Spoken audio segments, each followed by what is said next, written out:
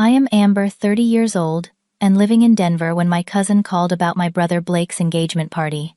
My stomach dropped like a stone when I realized I had not been invited despite being close with Blake our entire lives. When I called my dad to ask about it, his words stung. "It is just a reunion, Amber. Do not make this a big deal." But it was a big deal to me. How could my own family exclude me from something so important? If you have ever felt the sting of family rejection, drop a comment below about where you are watching from, hit that like button, and subscribe to join our community of shared experiences. Growing up, Blake and I were inseparable. Just 2 years apart, we were each other's built-in best friends, confidants, and partners in crime. Our childhood home in suburban Chicago was filled with memories of us building blanket forts in the living room, creating elaborate backyard adventures, and defending each other fiercely at school. Blake was the one who stood up to the neighborhood bullies when they made fun of my braces in 6th grade. I was the one who covered for him when he snuck out to his first high school party. Our bond was special, forged through shared experiences and the understanding that no matter what happened, we had each other's backs. We had secret codes and inside jokes that no one else understood.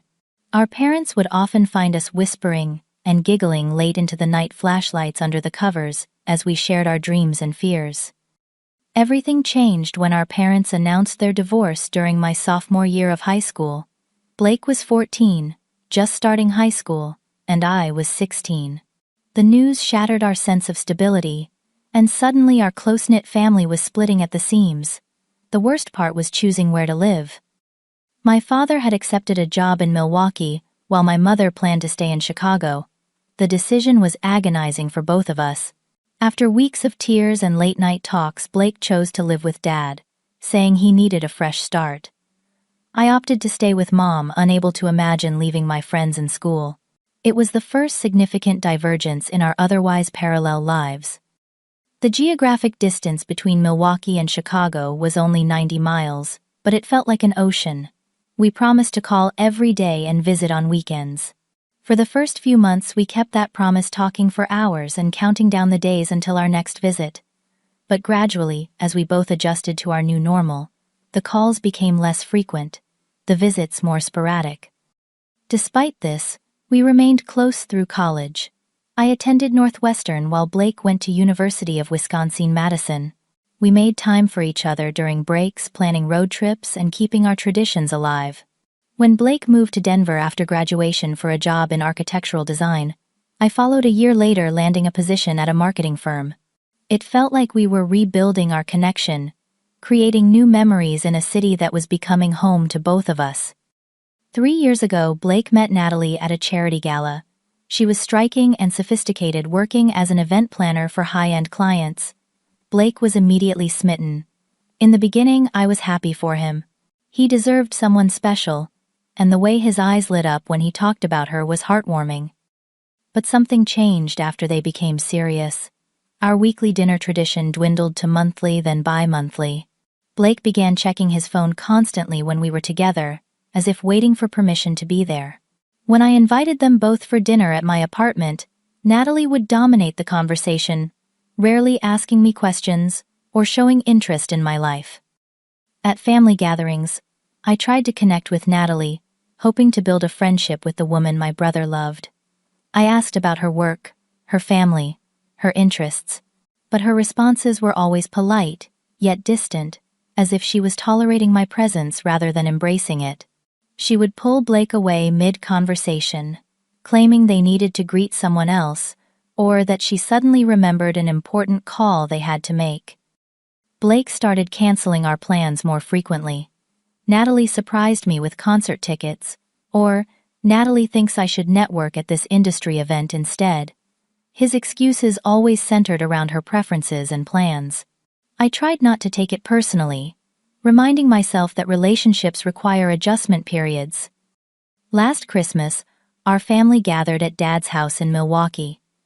I was excited to spend quality time with Blake, having not seen him for almost 3 months. But throughout the entire weekend, he seemed to be avoiding one-on-one conversations with me. Whenever I approached him, Natalie would materialize at his side, steering him toward other relatives or friends of our father. On the last night, I finally cornered Blake in the kitchen, while Natalie was engaged with our aunt. "Is everything okay between us?" I asked, trying to keep my voice light despite the knot in my stomach. "Of course," he said, but his eyes darted toward the living room where Natalie sat. "Why would you ask that?" "We barely talk anymore, Blake. I miss you."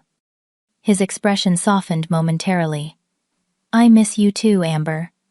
It has just been busy with work, and balancing everything." Before he could say more, Natalie appeared in the doorway. "There you are," she said to Blake, not acknowledging me. "Your father is looking for you." Blake gave me an apologetic smile and followed her out. That was the last real moment we had together. In the months that followed, I made numerous attempts to reach out. I sent texts with inside jokes, emails with articles I knew would interest him, invitations to events we would have enjoyed together in the past. His responses grew increasingly brief and impersonal. When I suggested meeting for coffee, he would agree, but cancel at the last minute. I began to wonder if I had done something wrong, replaying our interactions for clues. Had I offended Natalie somehow? Was Blake going through something he did not want to share with me? The closeness we had once taken for granted was slipping away, and I felt powerless to stop it. It was a normal Tuesday at my marketing firm in downtown Denver. I had just finished presenting campaign ideas to a new client when I noticed a missed call from my cousin Melanie. We were not particularly close, so I was curious why she would call during work hours. I returned her call during my lunch break. "Amber, I'm so glad you called back," Melanie said, her voice bubbling with enthusiasm. "I wanted to ask what you are wearing to Blake's engagement party this weekend. I am torn between the blue dress and the new jumpsuit I bought." My heart stopped. "Blake's what?" There was a moment of silence before Melanie spoke again, her voice uncertain. "The engagement party. At Uncle Robert's lake house this Saturday. Please tell me you knew about this." I gripped my phone tighter, trying to keep my voice steady. "No, actually. This is the first I am hearing about it." "Oh my God, Amber. I am so sorry," Melanie said, genuinely distressed. "I thought for sure you would be the first to know. They sent out invitations 3 weeks ago. Blake and Natalie are having a big celebration at the lake house. Most of the family will be there, plus Natalie's relatives." As Melanie continued with details about the party, I felt like I was underwater, her voice becoming distant and muffled. My brother was celebrating his engagement, and I had not even been told about it, let alone invited. "Who all is going?" I managed to ask. "Well, Uncle Robert and Aunt Patricia are hosting. Your dad will be there. Your mom is flying in from Chicago, all the cousins. I really thought you knew, Amber. I am so sorry to be the one telling you this." I ended the call shortly after promising Melanie I would call her back, though we both knew I would not. Back at my desk, I stared blankly at my computer screen, unable to focus on anything. My brother, my best friend growing up, had not bothered to invite me to one of the most significant celebrations of his life. Without thinking twice, I called my father. He answered on the 4th ring, sounding distracted. "Dad, did you know Blake is having an engagement party this weekend?" "Yes, at the lake house. It should be nice." "And did you know I was not invited?" There was a pause. "I assumed you were busy or could not make it." "No, Dad. I was never invited. I just found out from Melanie." He sighed, and I could picture him removing his glasses to rub the bridge of his nose, a gesture he always made when annoyed. "It is just a reunion, Amber. Do not make this a big deal. I am sure it was an oversight." An oversight.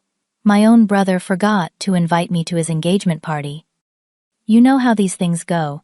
Natalie's family is handling most of the planning. Names get lost, invitations get lost in the mail.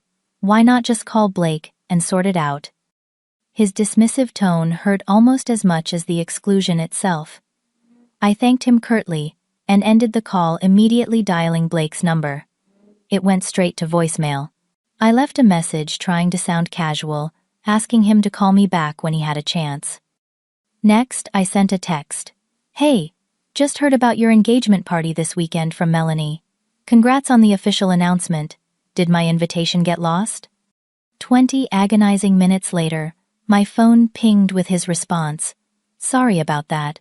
Natalie's parents organized everything and kept the guest list small, mainly family and close friends." I stared at the message, the words family and close friends burning into my retinas. If I did not qualify as either of those, then what was I? I typed back, "I am your sister. I thought that made me both family and a close friend." His reply came faster this time. "You know what I mean. It is mostly Natalie's extended family and her friends. Her parents covered everything and had limited space. We will celebrate together another time, just the two of us." The hollow promise felt like a slap in the face. I put my phone down, unable to respond without saying something I might regret. My afternoon meetings passed in a blur, my mind replaying the conversation with my father and the text exchange with Blake. That evening, I called my best friend Rachel, needing someone to talk me off the emotional ledge I was teetering on. They did what Rachel exclaimed after I explained the situation. "That is beyond messed up, Amber. You need to confront them." "And say what? Why do you not want me at your party?" I would sound pathetic. "No, you would sound like someone standing up for herself. This is not just some random gathering. It is his engagement party, and you are his sister. There is no world where it is okay to exclude you." I paced around my apartment, phone pressed to my ear. "I think Natalie is behind this.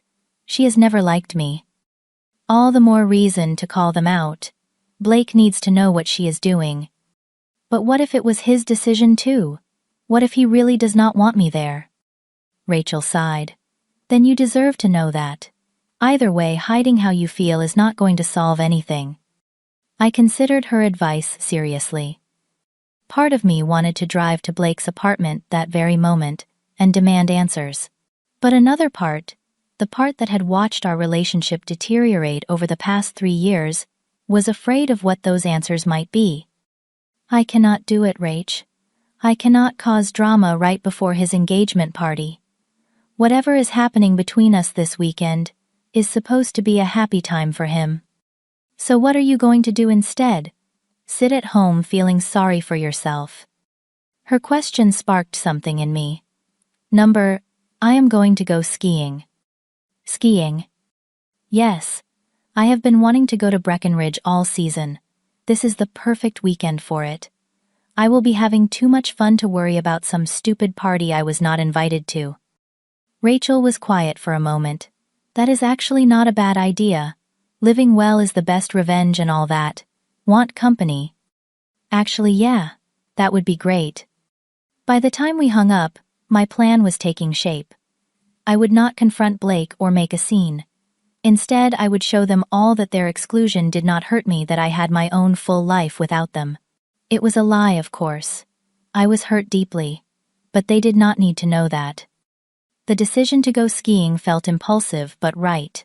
I needed to escape Denver, and the knowledge that somewhere in the city my family was preparing for a celebration I was not welcome to attend.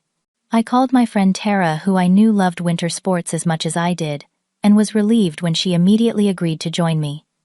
"Last-minute Breckenridge trip, count me in," she said without hesitation. "I can leave work early on Friday." I spent Wednesday evening packing, throwing thermal layers and ski gear into my duffel bag while fighting back tears. The practical tasks helped distract me from the constant buzzing of my phone, as family members began reaching out about the party, unaware that I had not been invited. Aunt Susan texted, "Looking forward to seeing you at the lake house this weekend. It has been too long."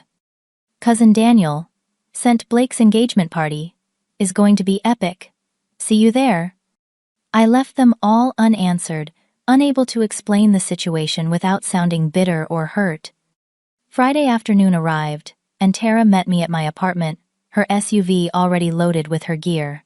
The 3-hour drive to Breckenridge would normally have been filled with excited chatter about the slopes and snow conditions, but I found myself quieter than usual, staring out the window at the mountains, looming larger as we approached.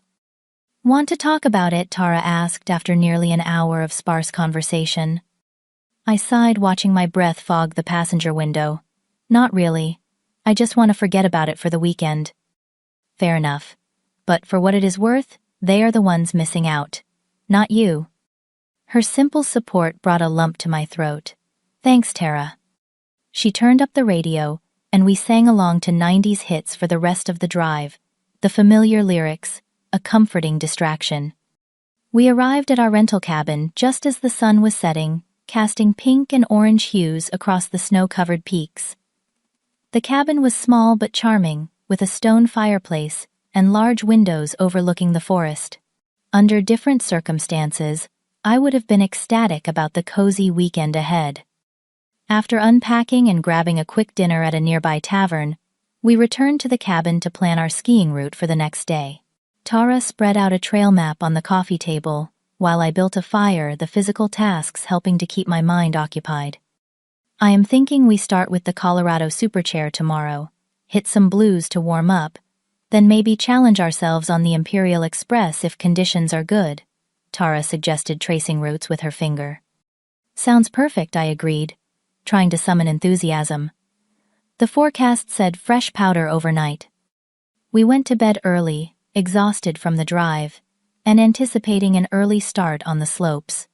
I lay awake long after Tara's breathing had deepened into sleep, my mind replaying the text exchange with Blake. What would he be doing now? Preparing for his celebration? Did he even notice my absence in his life anymore? Saturday morning dawned bright and cold, the promised snowfall having blanketed the resort with several inches of fresh powder. We were among the first on the gondola, the crisp mountain air and spectacular views momentarily lifting my spirits. As we glided down the first run, the familiar rhythm of skiing began to work its magic. For brief stretches, I could focus entirely on the physical sensation, the speed and control, forgetting everything else. By midday, we had covered most of the resort's western face and stopped for lunch at a mountaintop restaurant. The sun was bright, reflecting blindingly off the snow, and the sky was a perfect Colorado blue. "You seem better," Tara observed as we sat on the outdoor deck watching skiers and snowboarders carve their way down the mountain below us. "I am," I admitted. "Being out here helps put things in perspective." "Good. Oh, we should take some pictures. The lighting is perfect right now." I hesitated, knowing that any social media posts would be seen by family members who thought I was sitting at home nursing my wounded pride. Tara seemed to read my mind. "Come on, this view is too good not to share. Besides, it might feel good to show the world you are out living your life." She was right. After lunch, we asked a fellow skier to take a few photos of us together, posing with our skis and snowboards against the backdrop of the majestic Rockies. But it was later, as the sun began its descent toward the horizon, that we captured the perfect shot. We had taken the Imperial Express to the highest point of the resort, where the panoramic views were breathtaking. The late afternoon light bathed everything in a golden glow, and the mountains stretched endlessly before us. Tara insisted on taking a photo of me alone standing at the edge of the ridge. "One more," she called, and I turned toward her, my face flushed from the cold and exertion, a genuine smile finally breaking through. The mountains spread out behind me, my ski goggles pushed up onto my helmet snow, clinging to my jacket. In that moment, I felt free. Back at the cabin that evening, Tara and I scrolled through the day's photos, selecting the best ones to share. The summit photo stood out immediately. "That one," Tara said, pointing to the shot where I was smiling. "You look happy." I nodded already, thinking about the caption. I wanted something casual, something that showed I was having an amazing weekend, without explicitly mentioning why I was not at the lake house. After several drafts, I settled on, "Nothing beats a bluebird day at Breck, with fresh powder and good friends." My finger hovered over the post button, my heart racing with a mix of defiance and anxiety. Was this petty? Maybe. but it also felt like reclaiming some small piece of my dignity. I pressed post and set my phone aside, determined not to obsessively check for reactions. Tara and I made dinner in the cabin's small kitchen, opened a bottle of wine, and settled in front of the fireplace to watch a movie. For a few hours, I almost forgot about the party happening 200 miles away. It was not until we finished the movie that I checked my phone again. The post had garnered dozens of likes and supportive comments from friends. Living your best life. Those views are incredible. So jealous right now. But mixed among them were the first ripples of family reaction. A text from my mother: skiing instead of your brother's party. Call me. A comment from my aunt asking if I was okay. And most telling, a private message from my cousin Melanie. Everyone is asking where you are. Blake looks upset. What is going on? I turned off notifications and put my phone on the bedside table, suddenly exhausted. Tomorrow would bring the full storm, I was sure of it. But for tonight, high in the mountains, I had created a small sanctuary from the family drama unfolding without me. Sunday morning, I woke to the soft light filtering through the cabin's curtains and the quiet sound of Tara making coffee in the kitchen.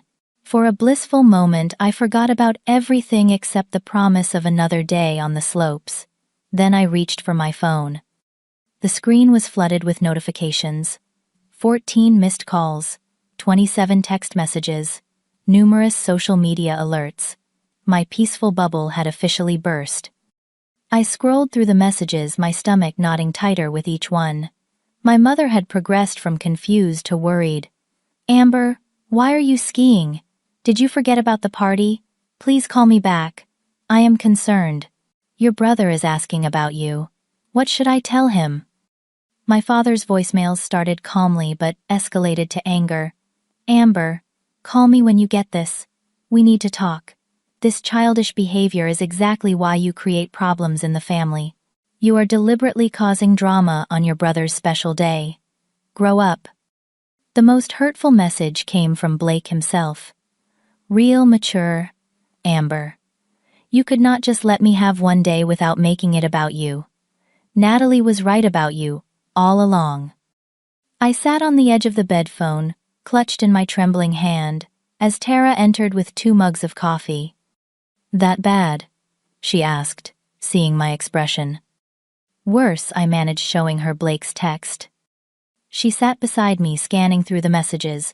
Holy shit. They are acting like you committed a crime by going skiing instead of crashing a party you were explicitly not invited to. Look at this, I said, opening the family group chat. Screenshots from the party showed smiling relatives gathered around Blake and Natalie, champagne flutes raised in celebration. My aunt had posted, almost perfect day, missing only one special person, which had prompted a flurry of questions about my absence. Natalie's mother had apparently told several people that I had declined the invitation because I could not be bothered to attend. My Uncle Robert had defended this version of events, adding that I had always been difficult. This sparked a heated exchange between him and Aunt Susan, who insisted something was not adding up. Your dad actually wrote, Amber chose not to be here. Let us respect her decision and focus on Blake and Natalie. Tara read aloud, her voice incredulous. He is straight up lying. The betrayal cut deep. Not only had they excluded me, but now they were rewriting the narrative to make me the villain.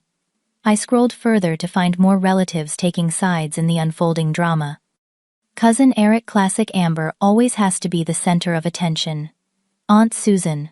Something is not right. Amber would never miss this without a good reason. Uncle Robert. She has always been jealous of her brother's success. Cousin Melanie. Can everyone stop speculating? None of us know the whole story. The family I thought I knew was fracturing before my eyes, their true feelings about me spilling out in digital form. I had become a convenient scapegoat, the disruptive element in an otherwise perfect family portrait. I put the phone down and pressed the heels of my hands against my eyes, trying to stem the tears that threatened to overflow. Tara wrapped an arm around my shoulders. This is so messed up, she said softly. They are gaslighting you. I cannot believe Blake would let them do this. I whispered. He knows the truth. Natalie has him wrapped around her finger. Look at what he wrote you. Natalie was right about you all along. What does that even mean? I shook my head, unable to answer. What had Natalie been saying about me behind my back? What image of me had she created in Blake's mind that made him so willing to cut me out? I need to respond, I said, reaching for my phone again. Tara gently took it from my hands. Not right now. You are upset, and anything you say will just feed into their narrative that you are being dramatic. Let us go skiing, clear your head, and deal with this when we get back to Denver. I knew she was right, but the thought of strapping on my boots and pretending to enjoy the day felt impossible. Still, the alternative was sitting in the cabin, obsessing over every message, which would only make things worse. We hit the slopes later than planned, the bright sunshine and perfect snow conditions, a stark contrast to my dark mood. I went through the motions, mechanically unable to find yesterday's joy in the activity. Around noon, Tara suggested we call it a day. Your heart is not in it, she said, and that is okay. Why do not we head back to Denver early? You will feel better dealing with this from home. The 3-hour drive back to the city was quiet, my mind racing with all the things I wanted to say to my family, especially Blake. How could he let this happen?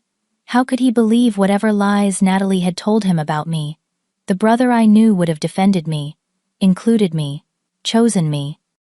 But maybe that brother was gone, replaced by someone I no longer recognized. We reached my apartment by late afternoon. Tara helped me unload my gear and offered to stay, but I needed to be alone.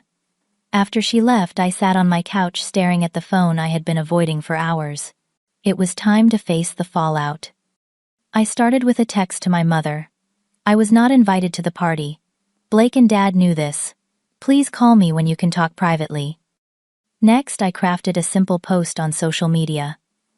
To clarify for concerned family members, I was not at Blake's engagement party because I was not invited. I chose to spend the weekend enjoying Colorado's mountains rather than sitting at home feeling excluded. I wish Blake and Natalie all the happiness in the world. The responses were immediate. My phone began ringing almost instantly, my mother's name flashing on the screen. I took a deep breath and answered. What do you mean you were not invited? She demanded without preamble. Your father told me you knew about it but said you could not make it. He lied, Mom. I found out about the party from Melanie on Tuesday. When I called Dad, he dismissed it as just a reunion and told me not to make a big deal about it. That cannot be right, she said, but I could hear the uncertainty in her voice. Why would Blake not invite his own sister? Ask Natalie, I said bitterly. Apparently she has been telling everyone what a terrible person I am. The conversation with my mother lasted nearly an hour, as I filled her in on the gradual distancing, the canceled plans, the cold treatment from Natalie. She was shocked and apologetic, promising to speak with Blake directly. I had no idea things were this bad, she said. I noticed you two were not as close lately, but I assumed it was just adult lives getting busy. After we hung up, I felt marginally better. At least someone in my family believed me. But the hardest conversation was still to come. Monday morning arrived with a heaviness I could not shake. Despite taking a personal day from work, I found myself up early rehearsing conversations in my head and checking my phone obsessively. Blake had not responded to my social media clarification, nor had my father. The family group chat had gone suspiciously quiet. By afternoon, I could no longer stand the silence. This had to be addressed face to face. I texted Blake. We need to talk.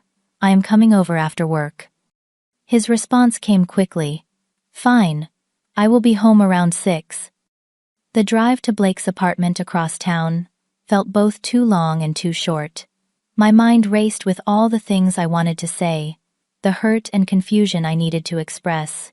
Would he listen? Would he care? The Blake I grew up with would, but I was no longer sure that version of my brother still existed. I parked outside his building at 6:15, giving him time to get home and settle in. The walk to his third-floor apartment was familiar, I had been there countless times for dinners and game nights before Natalie entered the picture. Now it felt like approaching a stranger's door. I knocked, my heart pounding. Blake opened the door, his expression guarded.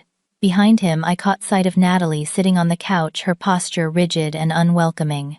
I had not expected her to be there, and her presence immediately altered the conversation I had planned. "Come in," Blake said flatly, stepping aside. I entered the living room, the familiar space, now feeling hostile. Family photos that once included me had been replaced with pictures of Blake and Natalie, their smiling faces, documenting trips and events I knew nothing about. "Hi, Natalie," I said, attempting civility, despite the tension crackling in the air. "I did not realize you would be here." "This concerns me too," she replied coolly. "After your little social media stunt yesterday, I think I deserve to be part of the conversation." Blake gestured for me to sit in the armchair across from the couch where they sat together, a united front. I remained standing. "My social media stunt," I repeated, struggling to keep my voice level. "You mean correcting the lie that I declined an invitation I never received?" Blake's jaw tightened. "You could have called me directly instead of broadcasting it to everyone we know." "I did call you. I texted you. You dismissed me, and then let everyone believe I was ditching your party out of spite." "You were clearly trying to get attention with that skiing post," Natalie interjected. "You knew exactly what you were doing." I turned to her, no longer able to maintain the pretense of politeness. What I was doing was enjoying my weekend, instead of sitting at home crying over being excluded from my only brother's engagement celebration. "What were you doing, Natalie? Besides turning my family against me?" Blake stood up, his face flushed with anger. "Do not talk to her like that. This is exactly why we did not invite you. You always have to create drama." His words hit me like a physical blow. "So you admit it? It was a deliberate choice to exclude me." He hesitated, glancing at Natalie before responding. "Yes, it was a deliberate choice. Natalie's parents were organizing everything, and they wanted to keep it intimate." "And your sister does not qualify as intimate." Blake ran a hand through his hair, a gesture so familiar, it made my heart ache for the brother I used to know. "Natalie felt you would make the day about yourself. She wanted it to be perfect. And I would ruin it somehow."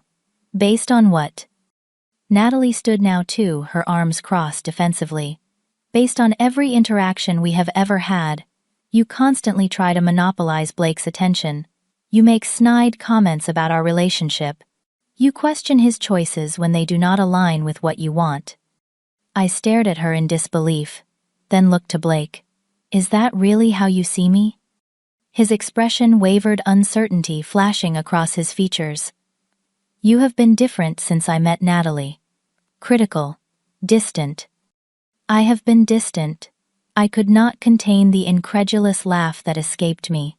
"Blake, you canceled every plan we made for months. You stopped returning my calls. You let this woman convince you that your sister, who has loved you and supported you our entire lives, is some kind of threat." "You see," Natalie said to Blake, "she cannot take any responsibility. It is always someone else's fault." "What exactly am I supposed to take responsibility for?" "Loving my brother. Wanting to be included in his life. Feeling hurt when I am excluded from major family events." Blake's voice hardened again. "You have never given Natalie a chance. From day one you judged her, made her feel unwelcome." "That is not true," I protested, tears stinging my eyes. "I tried so hard with her. I invited you both to dinner. I asked about her interests, her family. She was the one who was cold to me." "This is pointless," Natalie said, shaking her head. "She will never see it." "See what I demanded? What terrible thing have I done that justifies cutting me out of your lives?" Blake sighed heavily. "Maybe it is better if you stay away for a while, Amber. Give us all some space. This engagement period should be happy, not filled with conflict." I stood frozen, unable to process what I was hearing. My own brother was asking me to disappear from his life, to make things easier for him, and the woman who had systematically driven a wedge between us. "So, that is it?" I asked, my voice barely above a whisper. 3 decades of being siblings, and you are choosing her version of me over everything you know to be true. I am choosing peace, he said, not meeting my eyes. I am choosing my future. A future without your sister in it, I clarified, tears now flowing freely. I hope it is worth it, Blake. I walked out without another word, the door closing behind me, with a finality that echoed in my chest. In my car, I sat shaking, unable to drive immediately. I called my mother, needing to hear a sympathetic voice. He said it is better if I stay away, I told her between sobs. He believes all these things about me that are not true. Oh, Amber, my mother sighed. This is worse than I thought. I spoke with your Aunt Susan this morning. She said Natalie has been telling everyone that you are jealous of their relationship, that you have tried to sabotage it from the beginning. That is insane. Why would I do that? I do not know, sweetheart. But she has been very effective at turning people against you. Even your father believes her version of events. As the full reality of the situation sank in, I realized I had not just lost my invitation to a party. I had lost my brother to someone who, for reasons I could not fathom, had decided I was the enemy. The week following my confrontation with Blake and Natalie was one of the lowest points in my life. I threw myself into work, staying late at the office to avoid going home to an empty apartment filled with memories and unanswered questions. I declined calls from relatives, unable to rehash the painful details again and again. Only my mother and Tara knew the full extent of what had happened, and their support was the thin thread keeping me tethered to sanity. Friday evening, just as I was considering whether to order takeout or attempt to cook something from my nearly empty refrigerator, there was a knock at my door. I opened it to find my cousin Melanie standing there, a sympathetic smile on her face, and a manila envelope in her hands. "Hey," she said softly. "Can I come in?" I hesitated, unsure if I could handle another family member questioning my side of the story. But Melanie had always been fair-minded, and her messages in the family chat had been the most neutral. "Sure," I said, stepping aside to let her in. "What brings you by?" She settled on my couch, placing the envelope on the coffee table between us. "I thought you might want to see these. And I wanted to check on you. Things got pretty intense in the family chat." "That is an understatement," I said, eyeing the envelope warily. "What is in there?" "Photos from the engagement party. Professional ones and some I took myself." I shook my head. "I do not think I want to see those, Melanie." "Trust me, you do," she insisted, opening the envelope and spreading several photographs across the table. "Look at Blake in these." Reluctantly, I leaned forward to examine the images. They showed the typical engagement party scenes, Blake and Natalie cutting a cake, toasting with champagne, posing with various family members. But as I looked closer, I noticed what Melanie was pointing out. In nearly every photo, Blake's smile seemed forced, his eyes lacking the joy one would expect on such an occasion. "He looks miserable," I said, surprised. "He was," Melanie confirmed. "And it was not just because you were not there, though several people asked about you. It was something more." She pulled out more photos, these less formal, candid shots she had taken on her phone. One showed Blake standing alone by the lake, his expression somber, as he stared out at the water. Another captured a tense moment between him and Natalie, her hand gripping his arm as she spoke intently into his ear. "What happened that day?" I asked. Melanie sighed, tucking a strand of hair behind her ear. "It was weird from the start. When people asked where you were, Natalie kept giving different answers. She told your dad you had declined because you were busy. She told her parents you two had a falling out years ago. She told me you were invited but never responded." "None of that is true," I said, anger flaring again. "I know that now," Melanie assured me. "But at the time, it created this strange atmosphere where everyone was confused and starting to take sides. Your Aunt Susan kept pressing for the truth, which made Natalie really defensive." She showed me more photos, pointing out details I would have missed. "See how Blake is always looking over his shoulder in these? Like he is checking to see if Natalie is watching him. And in this one, He literally flinched when she approached him during his conversation with your mom. As Melanie continued, a disturbing pattern emerged. Natalie had been systematically isolating Blake, not just from me, but from anyone who questioned her narrative. She had told different stories to different relatives, creating confusion and conflict that made Blake retreat further into their relationship. "It is not just you," Melanie said gently. "Blake barely talks to his friends anymore. Remember Jake from college? He was supposed to be at the party, but was suddenly uninvited at the last minute." Natalie claimed he had made inappropriate comments about her, but multiple people told me that is not true. The revelation that Natalie's controlling behavior extended beyond me was both validating and deeply concerning. What had started as personal hurt was evolving into genuine worry for my brother's well-being. "What should I do?" I asked, looking at a particularly telling photo of Blake staring longingly at a family group while Natalie chatted with her friends. "I tried to talk to him, and he shut me out completely." "I do not know," Melanie admitted. "I am worried about him too, but pushing too hard might just drive him further away. Maybe give him some time to see things for himself." We talked for another hour, Melanie sharing more observations from the party and the family gatherings I had missed over the past year. Her visit left me with mixed emotions: vindication that I was not crazy or imagining Natalie's manipulation, but also increased concern for Blake. 3 days later, my phone rang with Blake's number. I stared at it in disbelief before answering. "Blake." "Hey Amber," he said, his voice tentative. "Do you have some time to talk?" "Of course," I replied, trying to keep the eagerness from my voice. "Always." "I owe you an apology." He began, the words coming out in a rush. "A big one. I have not been seeing things clearly." I sat down, unprepared for this sudden shift. "What do you mean?" "After our argument, I started thinking about everything you said. Then Mom called, and Aunt Susan, and even Melanie. They all had questions that made me look at things differently." He paused, taking a deep breath. "Natalie has been telling me things about you for years. That you were jealous of our relationship, that you tried to undermine us, that you spoke badly about her to family." "None of that is true, Blake." "I know that now," he said quietly. "Or at least I am starting to see that her version of events does not match reality. She gets so upset when I question her that I just stopped doing it. It was easier to believe her than to deal with the conflict." The admission sent a wave of relief through me. My brother was still in there, still capable of seeing the truth. "I miss you," I said simply. "I miss you too. So much. I do not like who I have become, Amber. I do not recognize myself sometimes." We arranged to meet for lunch the following day at a quiet restaurant halfway between our apartments. Blake insisted we meet alone, without telling Natalie.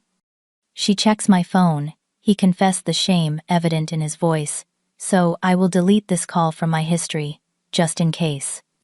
That single detail spoke volumes about the state of his relationship. Our lunch reunion was emotional and cathartic. Sitting across from each other in a corner booth, it felt like reconnecting with a part of myself I had lost. Blake looked thinner than I remembered, with dark circles under his eyes that spoke of sleepless nights. "I cannot believe I let things get this bad," he said, staring into his untouched coffee. "I kept telling myself it was normal, that relationships change people, that Natalie just needed reassurance." "When did it start?" I asked gently. "Gradually. First it was little comments about how much time I spent with you or my friends. Then it became accusations that I was prioritizing everyone else over her. When I defended you, she would get upset, say I was choosing you over her. Eventually, it was easier to just cancel plans with you than deal with the aftermath." As he spoke, I began to understand the slow, insidious way Natalie had isolated him.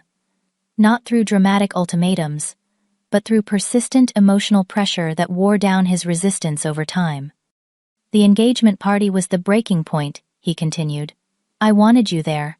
I asked repeatedly why you were not on the guest list. Natalie said you had told her you did not want to come, that you thought the engagement was a mistake." I never said that, I assured him. I never even spoke to her about it because I did not know until Melanie called me. I believe you, he said, meeting my eyes for the first time. After seeing your post, I confronted her. The story kept changing. First she said it was her parents' decision. Then she said the invitation must have gotten lost. Then she admitted she thought you would cause problems. He ran his hands through his hair, a gesture so familiar it made my heart ache. I am having serious doubts about the engagement, Amber. About everything. I reached across the table and took his hand. Whatever you decide, I am here for you. No judgment, no pressure. I just want you to be happy, and treated with the respect you deserve. I need time to figure things out, he said, squeezing my hand. But I do not want to lose you again. You are my sister, my best friend. I forgot that for a while, but I remember now. We parted with a long hug, promising to stay in touch regardless of what happened with Natalie. Blake asked me not to tell anyone about our meeting, not even our parents, until he had sorted through his feelings and made some decisions. I agreed, though. It was difficult to keep such a positive development to myself. As I watched him walk to his car, I felt a mixture of hope and caution. The road ahead would not be easy for him, but at least now he was beginning to see the truth. And whatever happened, we had taken the first step toward rebuilding our bond. 3 months passed like a slow exhale each day, bringing small signs of healing and renewal. Blake had broken off his engagement with Natalie, a decision that sent shockwaves through the family, but ultimately proved to be the right choice for him. The process was messy and painful, with Natalie alternating between tearful pleas and vicious accusations, but Blake remained firm in his decision. I was helping him move into his new apartment, a sun-filled one-bedroom in a neighborhood closer to mine. We had spent the morning carrying boxes and assembling furniture, falling easily back into the rhythm of sibling teamwork that had defined our childhood. I think that is the last box, Blake said, collapsing onto his newly assembled couch. Thanks for helping. I could not have done this alone. That is what sisters are for, I replied, joining him on the couch. Besides, I have a vested interest in making sure your new place is nice, since I plan to visit often. He smiled, a genuine expression that had become more frequent in recent weeks. I am counting on it. Maybe we can restart our weekly dinner tradition. Absolutely. My cooking skills have improved since the last time you risked eating my food. We laughed, the sound filling the apartment with warmth. These moments of ordinary sibling banter had once been so common I took them for granted. Now, after nearly losing our connection entirely, each one felt precious. The road to reconciliation had not been straightforward. After our lunch meeting, Blake had spent several weeks in intense reflection, eventually seeking help from a therapist to process the manipulation he had experienced. He moved out of the apartment he shared with Natalie and stayed with our father temporarily while sorting out his next steps. Our father, initially angry and disbelieving, had gradually come to understand the situation as Blake opened up about his relationship. The conversation where Blake finally confronted Dad about his role in excluding me from the engagement party had been difficult, but necessary. He apologized, Blake told me later. Said he should have questioned things more, instead of accepting Natalie's version of events. He feels guilty about how he treated you. My own conversation with our father came a week later over coffee at a neutral location. His apology was awkward but sincere, acknowledging that he had failed in his responsibility to both his children. I wanted to believe everything was fine, he admitted. It was easier than facing the possibility that Blake was in an unhealthy relationship. I am sorry I dismissed your feelings, Amber. You deserved better. The healing extended beyond just Blake and me. Our entire family had been forced to confront some uncomfortable truths about communication assumptions and the ease with which relationships can be manipulated by half-truths and misunderstandings. Aunt Susan organized a family therapy session, which surprised everyone by being productive rather than awkward. We established new ground rules for communication, agreed to verify information before jumping to conclusions, and committed to supporting each other more actively. For me, the experience had been transformative in unexpected ways. The pain of exclusion had forced me to examine my own patterns in relationships and my reluctance to confront problems directly. I had allowed the gradual distancing from Blake to continue for years, making excuses and avoiding difficult conversations until the situation reached a breaking point. "I should have called you out sooner," I told Blake during one of our heart-to-heart talks. "When you first started canceling plans and pulling away, I should have demanded answers instead of just accepting it." "I would not have listened then," he replied honestly. "I was too deep in the fog, but you are right that we both need to be more direct about our feelings. No more tiptoeing around issues." Our weekly dinners became a sacred space for rebuilding trust and sharing our lives. Blake was slowly rediscovering himself, reconnecting with friends he had neglected, and pursuing interests Natalie had discouraged. I supported him without pushing, learning to balance involvement with respect for his independence. My relationship with extended family improved as well. Cousin Melanie and I became closer, bonding over our shared concern for Blake and our determination to be more proactive in maintaining family connections. Uncle Robert, who had been quick to believe the worst about me, made a point of inviting me to his 4th of July barbecue and publicly acknowledging his error in judgment. 6 months after the engagement party debacle, Blake and I planned a small family gathering at my apartment, a deliberate reclaiming of the celebration we had been denied. It was nothing elaborate, just good food, better company, and the chance to create new memories untainted by manipulation and exclusion. As I looked around at the people filling my living room, I felt a profound sense of gratitude. The painful experience had ultimately led to greater authenticity in all my relationships. I had learned to value my own worth, to speak up when something felt wrong, and to recognize the signs of unhealthy dynamics before they could take root. Blake caught my eye across the room and raised his glass in a subtle toast, a private acknowledgement of how far we had come. I returned the gesture, my heart full. The exclusion that had once felt like the end of our sibling bond had instead become the catalyst for its renewal, stronger and more resilient than before. We had both learned that family is not just about shared blood or history, but about active choice, about fighting for the connections that matter even when it is difficult. In the darkest moment of feeling unwanted by my own family, I could never have imagined that it would lead to this new beginning, this deeper understanding of what it means to truly see and support each other. The party I was not invited to had, in its own painful way, given me a gift: the recognition that self-respect is non-negotiable, that honesty is essential, even when it is uncomfortable, and that sometimes the most loving thing we can do for ourselves and others is to speak our truth, even when it disrupts the false peace of silence. Have you ever experienced exclusion from someone you thought would always include you? Drop a comment below to share your story. Your experience might help someone else feel less alone. Also, if this resonated with you, please like and subscribe to hear more stories about navigating complicated family dynamics. Thank you for listening, and remember, sometimes the relationships that challenge us most are the ones that teach us who we truly are and what we really deserve.